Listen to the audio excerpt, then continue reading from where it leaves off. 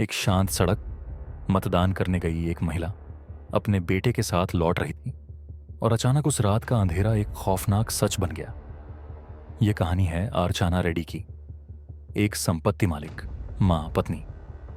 लेकिन इस कहानी में ट्विस्ट है जब परिवार के ही करीब लोग आरोपी बने। आज हम इस केस की पूरी कहानी बताएंगे, कैसे हुआ, किसने किया, क्यों किया और आखिरकार क्या हो रहा है। मैं हूं प्रदीप और इस चैनल पर हम लाते हैं ऐसे ही सत्य घटनाओं पर आधारित वीडियो। इस वीडियो में हम देखेंगे: 1. अर्चना रेड्डी का बैकग्राउंड परिचय। 2. वो रात और जिस प्रकार मामला सामने आया। 3. आरोपियों की लिस्ट और मोटिव, कारण क्या था। 4.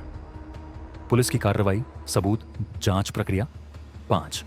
वर्तमान स्थिति और समाज के लिए क्या सबक हैं। अंत तक बने रहें क्योंकि इस कहानी में बहुत कुछ है जो सिर्फ एक सरल हत्या नहीं है। अर्चना रेड्डी एक धन संपन्न महिला थीं। बेंगलुरु के दक्षिण पश्चिम इलाकों में रहती थीं। कई मीडिया रिपोर्ट्स में बताया गया है कि उनके नाम पर काफी जमीन जायदाद थी। उनका निजी जीवन सरल नहीं था। पहली शादी के बाद तलाक, फिर दूसरी शादी नवीन कुमार वी से, जो एक जिम ट्रेनर रियल्टर बताए गए।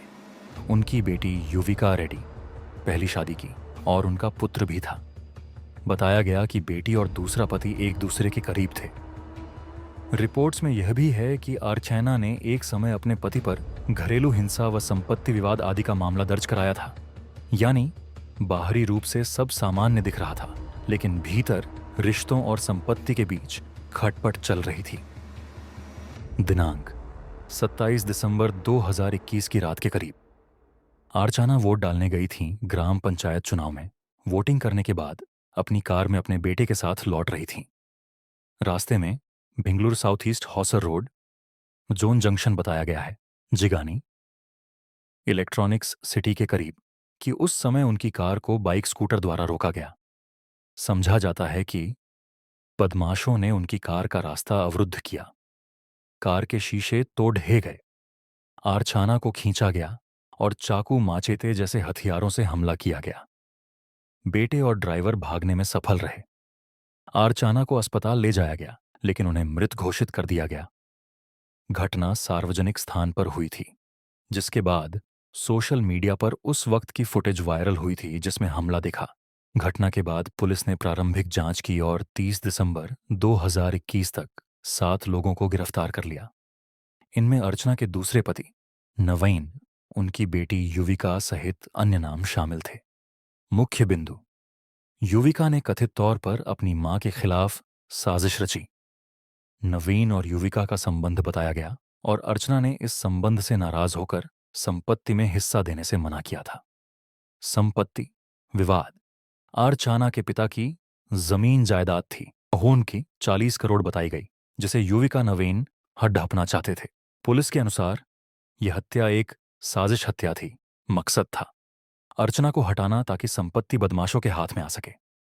नाम निहित आरोपी नवीन कुमार वी, 33 वर्ष, जिम ट्रेनर रियल्टर, और युविका रेड्डी, 21 वर्ष, तथा अन्य 4-5 लड़के।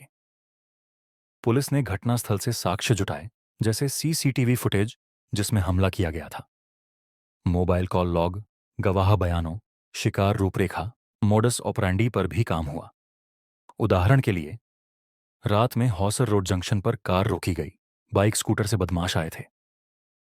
गिरफ्तारी क्रम: 30 दिसंबर 2021 प्रथम गिरफ्तारी, बाद में अन्य आरोपी गिरफ्तार। यह प्रक्रिया हल्की नहीं थी क्योंकि साजिश जटिल थी।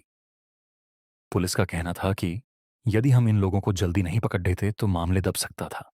अदालती प्रक्रिया अभी जारी है, चार्जशीट दाखिल हो रही है, आगे सुनवाई बाकी है। इस मामला सिर्फ एक हत्या नहीं, यह कई सामाजिक चुनौतियों को सामने लाता है। परिवार के भीतर विश्वास का टूटना, मां बेटी पति के बीच जो रिश्ता था वह अब साजिश की दिशा में बदल गया। संपत्ति विवाद: जब आर्थिक हित रिश्तों के ऊपर आ जाते हैं तो परिणाम भयंकर हो सकते हैं। घरेलू हिंसा और चेतावनी संकेत: अर्चना ने पहले शिकायत दर्ज कराई थी कि उनके पति ने उन पर हमला किया था। युवा पीढ़ी और लालच: बेटी और दूसरा पति मिलकर शानदार जीवन चाहते थे, जिसके लिए उन्होंने अपनी मां को ठुकरा दिया। इस तरह के मामलों में हमें सवाल करना चाहिए, जब घर की दीवारें सुरक्षित नहीं रह जाती, तो समाज सुरक्षा जिस तरह से सोचता है, क्या वह पर्याप्त है? अर्चना वोट करके लौट रही थी। यह एक सामान्य दिन था, लेकिन इस दिन ने वो मोड़ ले लिया, जिससे उनका परिवार कभी पहले जैसा नहीं रहा। उनके बेटे ने घटना के बाद बयान दिया कि मां को खींचा गया, मैं कुछ कर नहीं पाया। परिवार के लिए यह सिर्फ एक हत्या नहीं, यह भरोसे का टूटना था, मातृ स्नेह का अपमान था। जब हम कहते हैं घर सुरक्षित है, तो क्या सचमुच घर सुरक्षित है? इस तरह के अपराध बताते हैं कि जब रिश्ते और संपत्ति की जटिलताएं मिल जाई, तो परिणाम खतरनाक हो सकते हैं।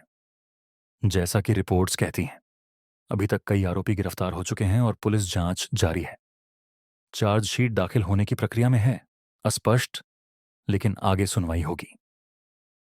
न्याय प्रक्रिया लंबी हो सकती है क्योंकि साजिश, गवाह, संपत्ति और रिश्तों का जाल जटिल है।